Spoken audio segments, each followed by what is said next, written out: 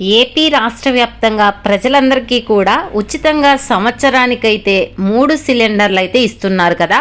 అయితే దీనికి సంబంధించి ముఖ్యమైన అప్డేట్ అయితే వచ్చింది.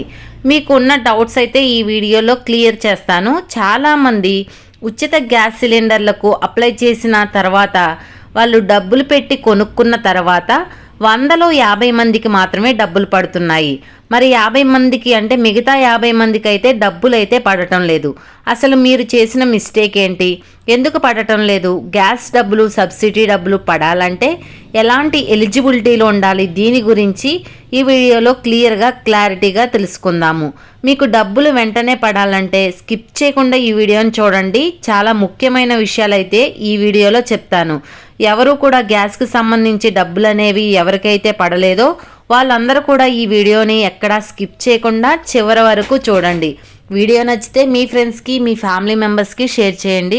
వాళ్ళకి ఈ ఇన్ఫర్మేషన్ యూజ్ అవ్వచ్చు. అలాగే మన ఛానల్ని ఎవరైనా కొత్తగా చూస్తున్నట్లయితే సబ్స్క్రైబ్ చేసుకుని పక్కనే ఉన్న బెల్ ఐకాన్ మీద క్లిక్ చేయండి. దీనివల్ల రాష్ట్ర ప్రభుత్వం నుంచి, కేంద్ర ప్రభుత్వం నుంచి వచ్చే కొత్త పథకాల గురించి నోటిఫికేషన్ ద్వారా మీకు తెలుస్తుంది. అలాగే ఒక చిన్న లైక్ చేయండి. చాలా కష్టపడి వీడియో చేస్తాం కదా, మీరు చేసే ఒక చిన్న లైక్ వల్ల మాకు చాలా ఎంకరేజింగ్గా ఉండి కొత్త అప్డేట్స్ అనేవి చెప్పగలుగుతాం.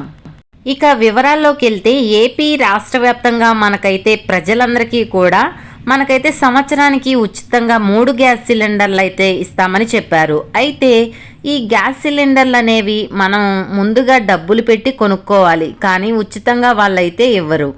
ఈ విషయం మీ అందరికీ కూడా తెలిసిన విషయమే.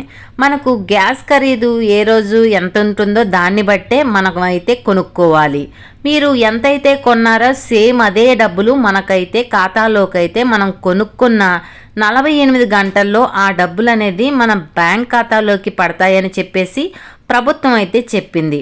అలాగే ఇంకొక విషయం ఏంటంటే మనకు కూటమి ప్రభుత్వం మనకి ఉచితంగా గ్యాస్ అయితే ఇస్తానంది కదా. మన కూటమి ప్రభుత్వం ఉన్నన్ని రోజులు కూడా రేట్లు తగ్గించటమే కానీ పెంచమని చెప్తూ కూడా చెప్పటం అయితే జరిగింది.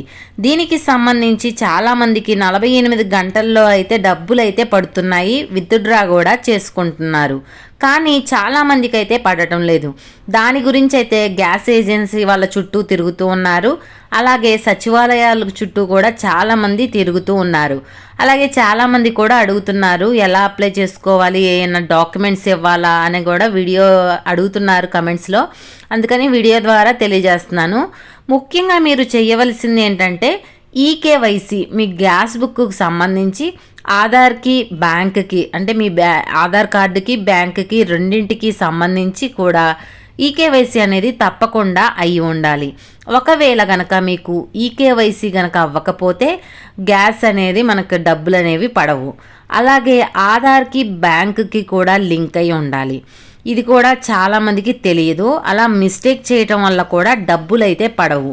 మీకు బ్యాంక్ ఖాతాకి ఏదో ఒక బ్యాంక్ ఖాతా, ఇప్పుడు ప్రతి ఒక్కరికి కూడా 3-4 బ్యాంకులు ఉంటాయి కదా, వాటిలో ఒకదానికి లింక్ అయినా సరే మీకు ఏదో ఒక దాంట్లో డబ్బులు అయితే పడతాయి. అలాంటప్పుడు మీరు ఒక బ్యాంక్ చెక్ చేసుకోవద్దు, మీకు ఎన్ని బ్యాంకులు ఉన్నాయో అన్ని బ్యాంక్ అకౌంట్లు కూడా చెక్ చేయండి. అయినా సరే మీకు పడలేదు అంటే, ఒక్క బ్యాంకులో కూడా పడలేదు అంటే అయితే మీకు ఈకేవైసీ అనేది అవ్వలేదు అని అర్థం. ఈకేవైసీ లింక్ అనేది మనం బ్యాంకులో చేయించుకుంటే ఆధార్కి, మీ బ్యాంక్ లింక్కి అయితే లింక్ అయి ఉంటుంది. మీ గ్యాస్ ఏజెన్సీ అంటే ఏ గ్యాస్కి సంబంధించి ఎక్కడైతే తీసుకుంటారో అక్కడికి వెళ్ళి మీరు గ్యాస్కి అంటే గ్యాస్ బుక్కి ఉంటుంది కదా, ఆధార్ కార్డుకి అనేది లింక్ చేయించుకోవాలి. ఇలా లింక్ చేయించుకుంటే మీకు డబ్బులు పడే అవకాశం అయితే ఉంటుంది. అయినా మాకు లింక్ అయి ఉంది, అయినా కూడా పడలేదంటే ముఖ్యమైన విషయం చెప్తున్నాను. మీకు 4 చక్రాల వాహనం గనక ఉన్నట్లయితే మీకు గ్యాస్కి సంబంధించిన సబ్సిడీ డబ్బులు అయితే పడవు. అలానే 4 చక్రాల వాహనం అదేదైనా కావచ్చు, కారు, లారీ ఏదైనా కావచ్చు, 4 వీలర్ ఉన్నా కూడా డబ్బులు అయితే పడవు. అలాగే 1000 చదరపు అడుగుల కంటే ఎక్కువ స్థలం ఉన్నా కూడా మీకు గ్యాస్కి సంబంధించిన డబ్బులు అయితే పడవు. ఇది ప్రభుత్వం అయితే తీసుకొచ్చిన అప్డేట్ అనమాట. 1000 గజాల కంటే ఎక్కువ ఉంటే కూడా పడవని చెప్తుంది. అలానే మరీ ముఖ్యమైన విషయం ఏంటంటే కరెంటు బిల్ అనేది గత ప్రభుత్వంలో ఉన్నప్పుడు 200 యూనిట్ల వరకు ఉచితంగా ఇచ్చేవాళ్ళు, ఎలిజిబిలిటీ కూడా ఉండేది. వాటికన్నా కూడా ఇప్పుడు మనకి కూటమి ప్రభుత్వం వచ్చాక 300 యూనిట్లు వరకు ఇవ్వడం జరిగింది. త్వరలోనే మనకు 300 లోపు కరెంటు బిల్లు వచ్చితే మాత్రం మనకైతే డబ్బులు అయితే పడతాయి అన్నమాట. అయితే ఈ 300 యూనిట్ల కన్నా ఎక్కువ ఉన్నా కూడా ఈ సబ్సిడీ డబ్బులు అయితే రావు. ఇప్పట్లో మనకు 300 యూనిట్లు అనేది చాలా మందికి వస్తుంది. ఎందుకంటే ఏసీలు, గ్రీజర్లు, ఫ్రిడ్జ్లు ఇలాంటివి చాలా ఉన్నాయి కదా, చాలా రకాలు వస్తుంటాయి. వీటిని వాడుతూ ఉంటాం కాబట్టి ఇట్లాంటప్పుడు 300 కంటే ఎక్కువ వస్తుంది. ఒక్క సంవత్సరంలో 3 గ్యాస్ సిలిండర్లు అనేది చెప్పారు కదా. ఈ 3 గ్యాస్ సిలిండర్లు సంవత్సరానికి ఇచ్చినప్పుడు సంవత్సరంలో ఒక్కసారైనా సరే 300 యూనిట్లు సరే వచ్చిందంటే మీకు గ్యాస్కి సంబంధించిన సబ్సిడీ అమౌంట్ అనేది పడదు అనేది ప్రభుత్వం చెప్తుంది. అలాగే మీరు గవర్నమెంట్కు సంబంధించి ఎలాంటి జాబ్ చేస్తున్నా, గవర్నమెంట్కి సంబంధించి పెన్షన్లు తీసుకుంటున్నా కూడా ఈ సబ్సిడీ అమౌంట్ అనేది పడదు. అలాగే మీకు ఎలాంటి ఇన్కమ్ ట్యాక్స్ పే చేస్తూ ఉన్నా కూడా ఈ డబ్బులు అనేవి పడవు. ఇవన్నీ కూడా ఒకసారి మీరు చెక్ చేసుకోండి. వీటిల్లో మీరు ఏ మిస్టేక్ చేసినా సరే డబ్బులు అయితే పడవు. ఇప్పుడు నేను చెప్పిన వాటిలో మీకు రిపీట్ అయినా సరే ఇదే కదా, మిగతా వచ్చే పథకాలు కూడా మీకు వచ్చే అవకాశం అయితే ఉండదు. అందుకని మీరు కరెంటు బిల్లు విషయంలో చాలా జాగ్రత్తగా ఉండాలి. ఎందుకంటే మీకు ఉద్యోగం ఉన్నా రాదు, మీరు ఇన్కమ్ ట్యాక్స్ కడుతున్నా రాదు, ఇలా రకరకాలుగా ఉన్నాయి కదా. అవన్నీ పెన్షన్ పొందుతున్నా, గవర్నమెంట్ పెన్షన్లు ఉంటాయి కదా, అవి పొందుతున్నా కూడా రావు. 4 చక్రాల వాహనాలు ఉన్నా రావు. ఇవన్నీ కూడా తెలిసిన విషయమే. కానీ ఇవన్నీ పక్కన పెడితే మీకు ప్రతి ఒక్కరికి కూడా 300 యూనిట్ల కన్నా కరెంట్ వస్తూ ఉంటే ఈ పథకాలకైతే మీరు ఎలిజిబిలిటీ అయితే కాదని గమనించుకొని ఉండండి. ఇవన్నీ కూడా మాకు లేవు, ఇవన్నీ ఏమీ లేవు, మేము నార్మల్ పీపుల్స్ని, చాలా పేదవాళ్ళం, అయినా మాకు రావట్లేదు అనే వాళ్ళు కూడా చాలామంది ఉన్నారు.